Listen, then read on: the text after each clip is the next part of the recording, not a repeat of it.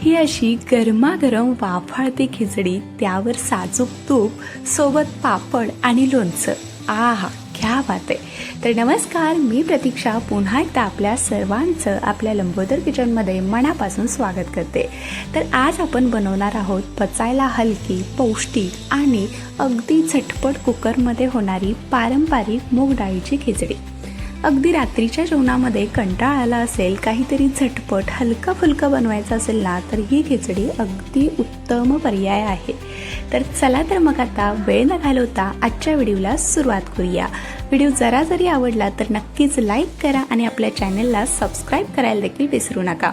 तर डाळ खिचडी बनवण्यासाठी इथे मी 1 वाटी तांदूळ घेतले. तर इथे मी हे बासमती तांदूळ घेतले. तुमच्याकडे जे कोणतं तांदूळ आहे ते तुम्ही इथे वापरू शकता.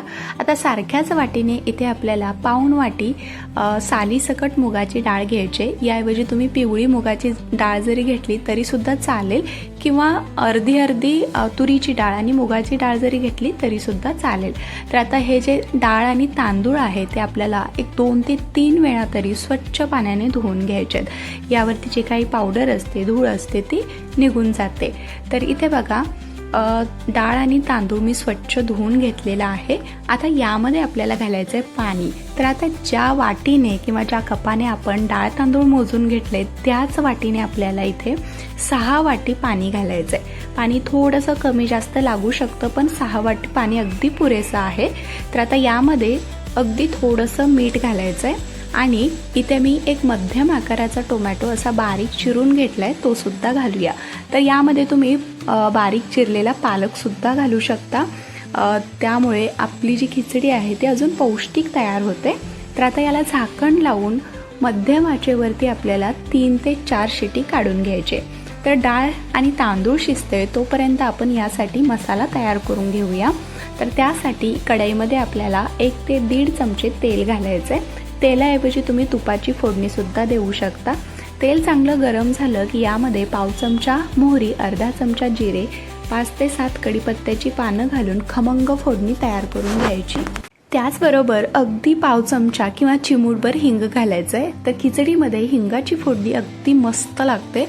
तर आता ही फोडणी आपली तयार झालेली आहे. आता यामध्ये आपण एक मोठा कांदा अगदी बारीक असा चिरून घालायचा आहे आणि कांदा हलकासा मऊ आणि हलकासा गुलाबी रंगावरती आपल्याला परतून घ्यायचा आहे. तर 1 ते 1.5 मिनिटं मी कांदा चांगला परतून घेतलाय. आता यामध्येच 2 ते 3 हिरव्या मिरच्याचे असे उभे काप करून घेतलेत, ते घालून त्याचबरोबर 5 ते 7 लसणाच्या पाकळ्या ठेचून घेतल्यात, त्या सुद्धा घालायचे आणि हे सुद्धा आपल्याला कांद्यासोबत चांगलं असं भाजून घ्यायचं आहे. तर इथे बघा, कांदा हलकासा मऊ झालाय, हलकासा गुलाबी रंग आलेला आहे. आता यामध्ये काही मसाले घालायचे. तर त्यामध्ये अर्धा चमचा धनेपूड, अर्धा चमचा लाल तिखट आणि पाव चमचा हळद घालायचे. तर आता हे मसाले सुद्धा आपल्याला कांद्यासोबत चांगले परतून घ्यायचे, म्हणजे मसाल्याचा कच्चा पण कमी होतं. तर लाल तिखट तुम्ही तुमच्या आवडीनुसार कमी जास्त करू शकता, किंवा अगदीच नाही घातलं तरी सुद्धा चालेल. फक्त हिरवी मिरची घालून सुद्धा ही खिचडी तयार होऊ शकते. तरी ते आपला हा मसाला तयार झालेला आहे आणि इकडे आपलं डाळ आणि तांदूळ देखील बघा अगदी छान असं मऊसूत शिजलं गेले. तर संपूर्ण वाफ निघून गेली कुकरची, मगच झाकण खोलायचं. तर तुम्ही बघू शकता अगदी मऊ आणि लुसलुशीत असं हे आपलं डाळ आणि तांदूळ शिजलेलं आहे. तर परफेक्ट कन्सिस्टन्सी आले. तर आता लगेच आपण हे शिजवून घेतलेलं डाळ आणि तांदूळ तयार करून घेतलेल्या मसाल्यामध्ये घालायचं आहे आणि आता हे व्यवस्थित आपल्याला हलवून घ्यायचं आहे. गॅस अगदी मंदच ठेवायचा, नाहीतरी खिचडी जी आहे ती खाली लागू शकते. तर आता हे व्यवस्थित चांगलं हलवून घेऊया. रात्रीच्या जेवणामध्ये कधी कधी आपल्याला कंटाळा येतो, मग हलकं फुलकं पोटभरीचं आणि पौष्टिक काही खावंसं वाटलं ना, तर ही खिचडी अगदी उत्तम पर्याय आहे. तर आता हे मी मिक्स करून घेतले. आता यामध्ये आपल्याला 1 वाटी इतकं गरम पाणी घालायचं आहे. तर गरम पाणी घातल्यामुळे काय होतं, जे सगळे मसाले आहेत ना ते एकसारखं डाळ आणि तांदळामध्ये मिक्स होतात, मुरले जातात. त्यामुळे पाणी जरूर घाला. त्याचबरोबर चवीनुसार मीठ घालायचं आहे आणि हे व्यवस्थित चांगलं असं एकदा खालून हलवून घेऊया. तर आता यावरती झाकण ठेवून आपण मंद आचेवरती फक्त 1-2 मिनटं याला वाफ काढून घ्यायचे, म्हणजे मसाले छान मुरले जातात. तर इथे बघा, ही आपली वाफाळती अशी मूग डाळीची खिचडी तयार झालेली आहे. काय परफेक्ट कन्सिस्टन्सी आले तुम्ही बघू शकता. रंग देखील अगदी सुरेख आला गेला आहे.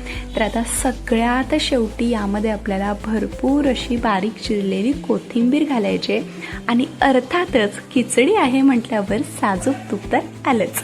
तर 1 चमचावर यामध्ये मी साजूक तूप घालते. तर आता ही आपली गरमागरम डाळ खिचडी तयार झालेली आहे.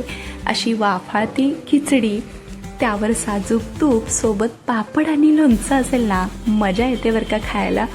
तर या पद्धतीने तुम्ही देखील अशी ही डाळ खिचडी एकदा नक्की ट्राय करा. परफेक्ट आणि मस्त होते बरं का.